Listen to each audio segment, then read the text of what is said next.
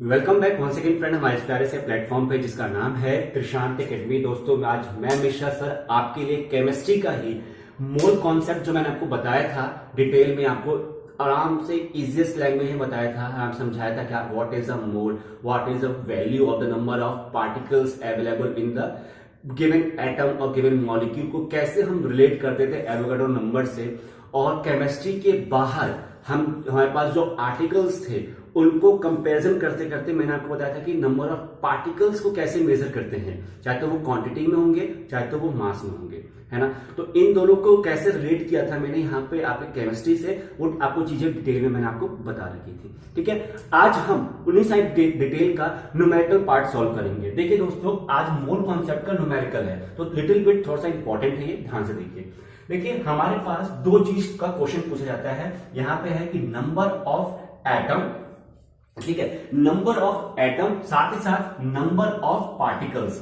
अब ये एटम को मॉलिक्यूल में भी कन्वर्ट कर सकता है, ठीक है, मॉलिक्यूल ये भी बोल सकता है, और नंबर ऑफ आपको पार्टिकल्स में क्वेश्चन पूछेंगे। अब देखिए इसमें क्या है कि गिवन मास, गिवन मास आपको क्वेश्चन में गिवन रहेगा, इन द सेंस आपको बोलेगा कि 48 gram of magnesium, 32 gram of oxygen, या इतना ग्राम ऑफ ये वो, मतलब आपको वहां पे गिवन रहेगा कि इतने ग्राम में क्वेश्चन पूछ रहा है। साथ ही साथ मोलर मास, मोलर मास क्या है, मैंने आपको प्रीवियस वीडियो में बताया था ना कि what is a molar mass, कि एक मोल के जितने पार्टिकल्स हैं उनका जब हम मास निकालते हैं, है ना। जैसे कि ऑक्सीजन, ऑक्सीजन के 16 होता है, ऑक्सीजन का 16 होता है, U16 मास है उसका, ठीक है। जब उसी मास को हम जब 6 पॉइंट इतने से मल्टीप्लाई करें तो मोलर मास आ जाता है, वो चीज है ना। तो वो चीज है ना दोस्तों, तो मोलर मास आपका एनओ क्या है, एवोगाड्रो नंबर है। तो जब हम किसी एटम का, किसी मॉलिक्यूल का जब हम निकालते हैं कि number of atomic number of molecules इस पर्टिकुलर एलिमेंट में, इतने ग्राम के एलिमेंट में कितने होंगे, तो वो होता है given mass upon molar mass into N naught. और जब हम निकालेंगे number of particles, number of particles ध्यान से देखिएगा, तो वो कैसे निकालेंगे, number of mole into N naught means that Avogadro number. तो यहां पे जो एन नॉट की वैल्यू है, एन नॉट की वैल्यू है 6.022 इंटू 10 की पावर 23, पॉजिटिव में है, नेगेटिव में नहीं है। यहां तक चीज समझ में आई आगे। अब दोस्तों आपको मैं एक चीज न्यूमेरिकल करा रहा हूं, देखिएगा। अगर मैं आपसे पूछूं कि जो ऑक्सीजन है आपका, इस ऑक्सीजन गैस का, इस ऑक्सीजन गैस में नंबर ऑफ एटम्स कितने हैं, इफ वो कितना है 16 ग्राम होता है, 16 ग्राम ऑफ ऑक्सीजन गैस है हमारे पास, उसमें नंबर ऑफ एटम्स कितने हैं ऑक्सीजन के। क्वेश्चन ये है कि number of atoms of oxygen in 16 gram of oxygen gas.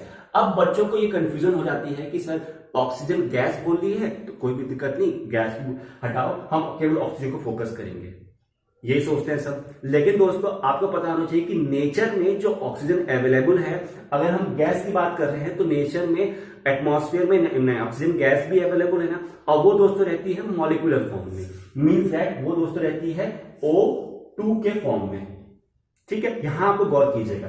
अब अगर मैं नंबर ऑफ एटम्स की बात करता हूं इसमें, ठीक है, नंबर ऑफ एटम्स की बात कर रहा हूं, इस वाले क्वेश्चन को ध्यान से देखिए, नंबर ऑफ एटम्स की बात करता हूं तो यहां पे क्या है, यहां पे लिख दो नंबर ऑफ एटम्स, ठीक। नंबर ऑफ एटम्स क्या हो गया, गिवन मास, कितना गिवन मास है 16।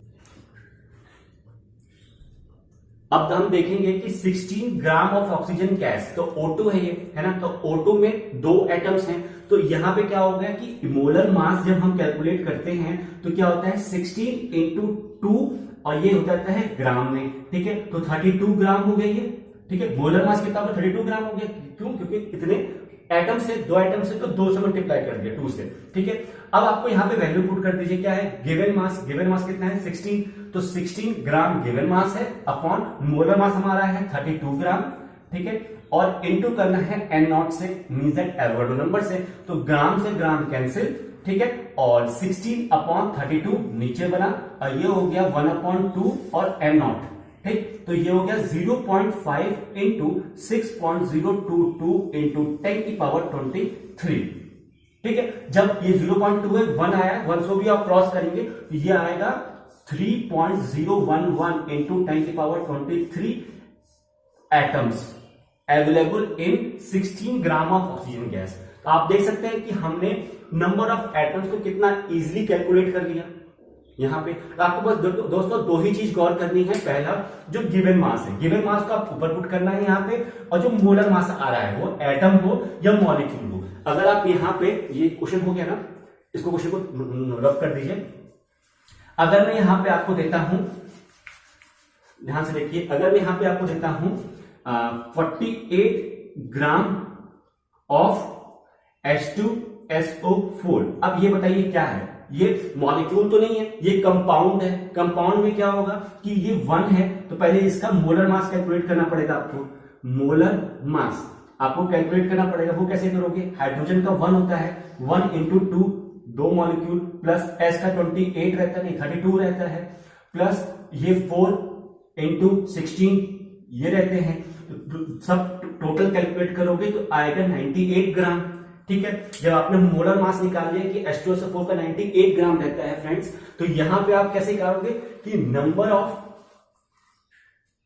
98 ग्राम है ना, तो number of atoms given mass upon molar mass into NO। Given mass कितना है आपका 48 और मोलर मास कितना आएगा 98, इनटू करना है N0 से। ठीक है, इसको आप सॉल्व कीजिए तो 2 2 जा 2 4 जा 2 4 जा 8, 1 8 9, तो आया 24/49।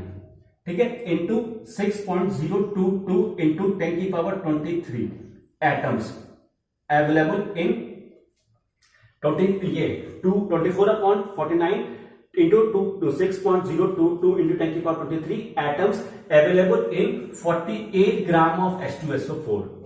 तो आप देख सकते हैं कितना इजीली, कितना आसानी से हमने कैलकुलेट कर लिया। अब ये कॉन्सेप्ट तो हो गया। अब हम जब इस पे आता है कि नंबर ऑफ पार्टिकल्स, तो उसमें हमें क्वेश्चन में अवेलेबल रहता है, इसको आप स्नैपशॉट ले सकते हैं, आपके लिए हो गया ये। ठीक है,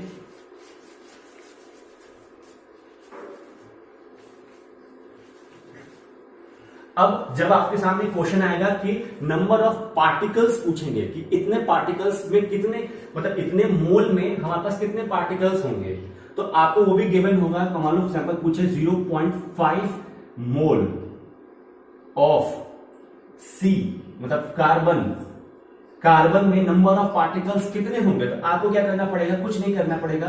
तो इसमें आप लिखिए कि नंबर ऑफ मोल कितना है, इतना है, तो 0.5 इंटू एवोगाड्रो नंबर 6.022 इंटू 10⁻23। तो जब आप इसको इसे मल्टीप्लाई करेंगे फिर से वही आंसर आएगा, ये इंटू 10⁻23। ठीक है, तो आप नॉर्मली आप क्वेश्चन आराम से हैंडल कर सकते हैं जब आपको ये दो फॉर्मूले पता हो। इन्हीं दो फॉर्मूले को आपस में गिवन करके तोड़ ताड़ के हमें न्यूमेरिकल पूछा जाता है। तो आशा करता हूं कि आपको ये दो कॉन्सेप्ट, ये दो फॉर्मूले समझ में आए होंगे।